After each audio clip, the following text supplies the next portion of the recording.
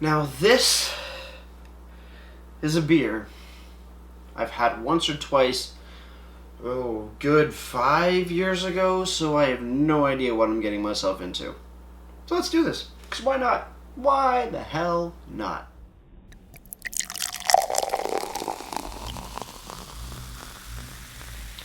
Beer, beer, beer, ba beer, ba beer, beer, beer.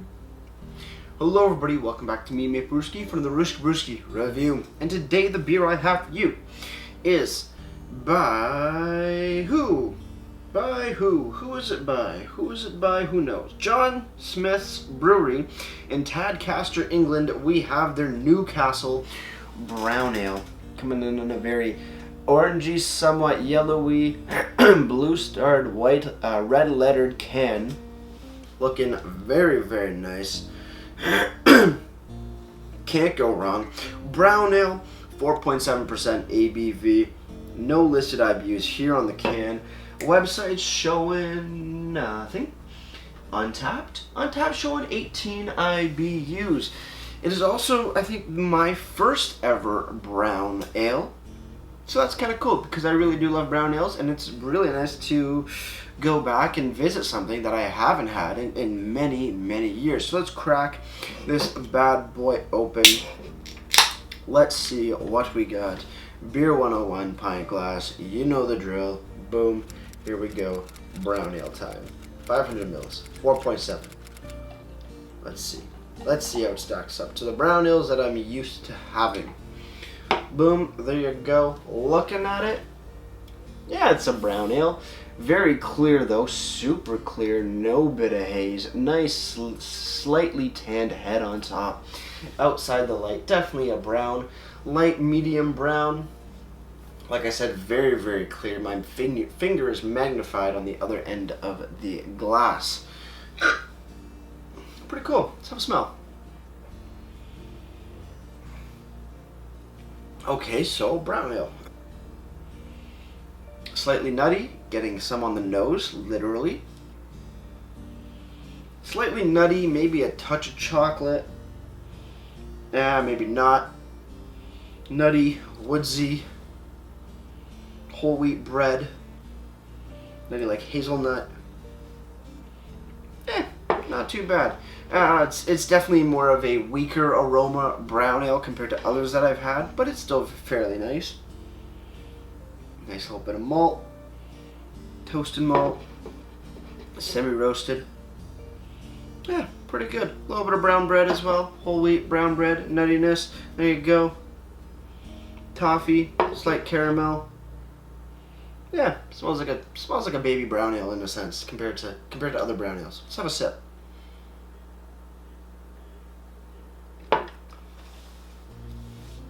On the drink, very sweet, very caramel, toffee, sweet. Slight bit of molasses in there, not as much as say like a stout or a porter, but there is that little bit. Some brown sugar indeed as well. Nuttiness, earthiness, I haven't gotten there yet, if there is any. So with that said, cheers everybody, let's keep on drinking.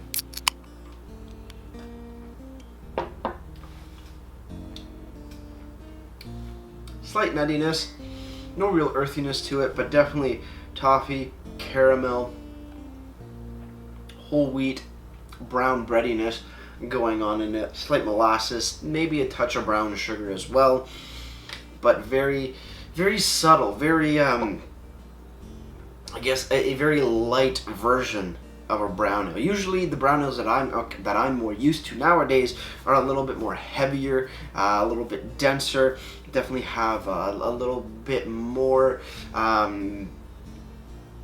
richer flavors. This is I guess on the side of like a not a black lager, but like a darker lager per se, in my opinion. But still not a bad beer. Light to medium bodied mouthfeel. Again, that's different from other brown ales where they're a bit more medium in the middle. But this is definitely on the lighter side of regular brown ales that I'm used to, like I've been saying time and time again, because I'm very repetitive apparently. But yeah, pretty good so far. I like to call this like a baby brown ale. I think those are the three words that are coming to my mind. Baby brown ale is Newcastle brown ale. But looking on the can, Newcastle brown ale from John Smith's Brewery in Tadcaster, England. Apparently, they are owned by Heineken now, which is kind of cool. But yeah, description. No description. Best before, sea base. The 30th of June 2020. Very nice. Ingredients, not listed. Imported from England. Cool. So, very limited information.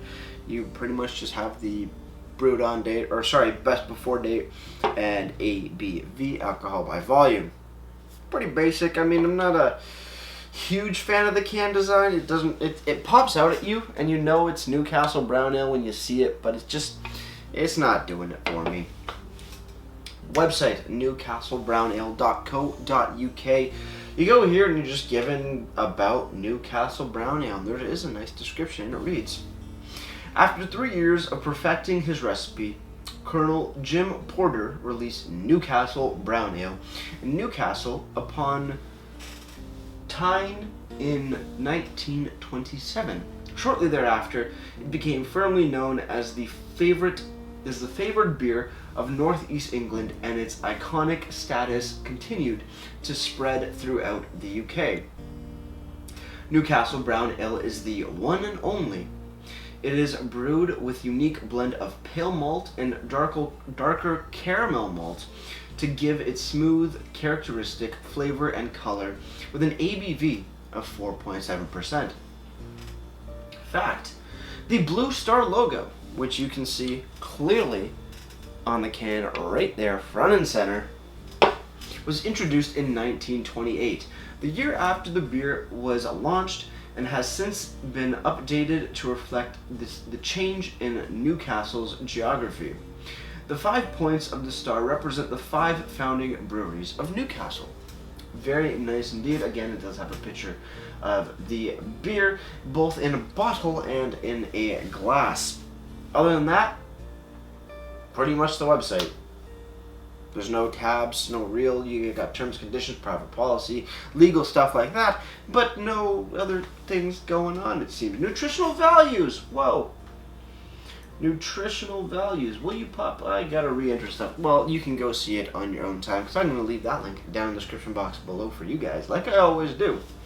If you want to go pick up Newcastle brown ale at your local LCB, you're going to be shelling out $2.70 for this 500 ml. A little bit taller tall boy can. A very nice price. Good price indeed for a 500 ml. Half a liter, can't go wrong. Oh, it is a really good beer.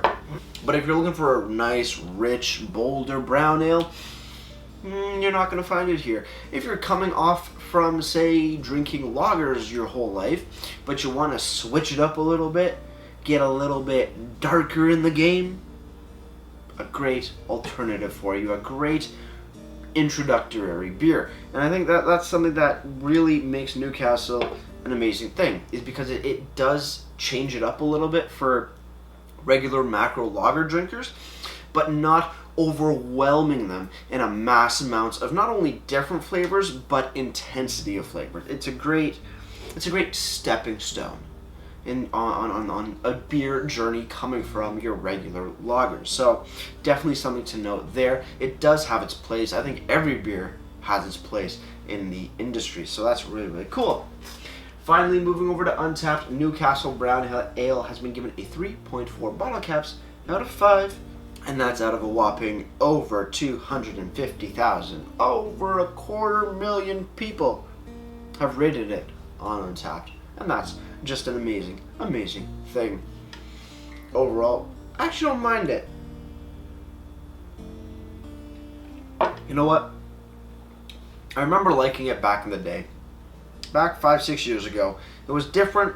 It was cool. It was just, I don't know, it was something totally different. Those many years ago, I was drinking macro lagers. I was a big fan of Canadian. I was a big fan of Bud. kind of the main two. I hated Heineken because I don't like the skunky taste. Coronas I was always down with because everybody loves a cerveza.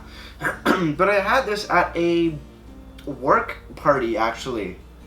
And I was just like, dude, they were like, we have this Newcastle brown ale. And I'm like, why not?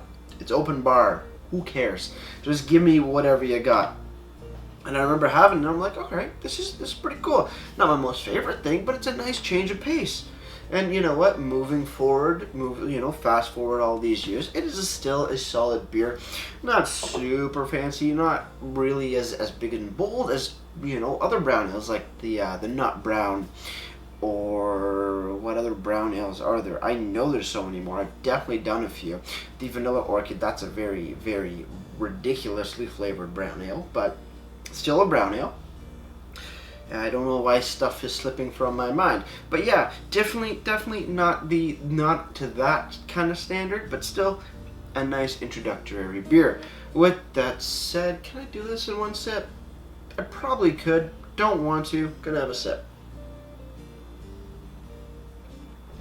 That looks to be a better height for a final sip. So with that said, guys, cheers on the final sip. Let's get ready to wrap this thing up.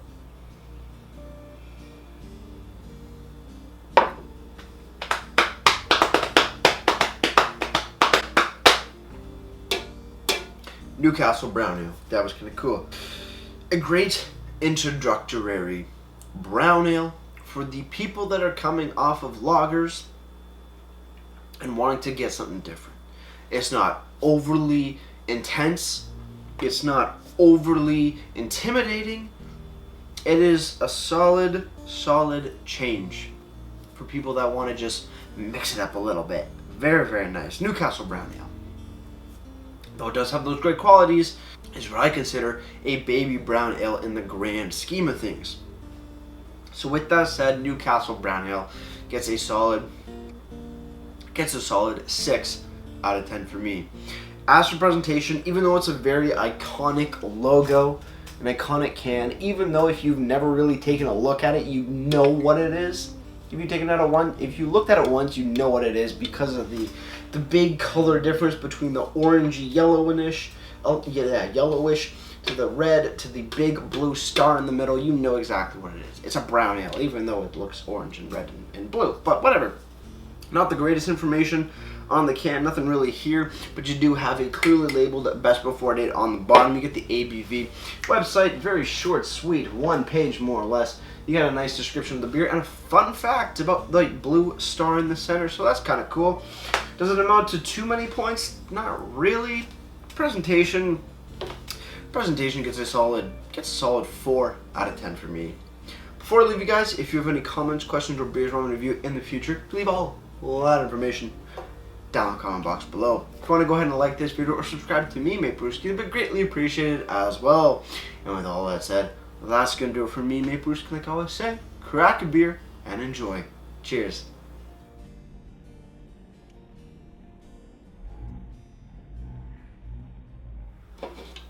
Oh, we got a baby brown ale going in the big pint glass. Boom, baby brown ale going in the big pint glass. There's not too much left, but that's okay. I drank most of it. You're in the review. So, cheers.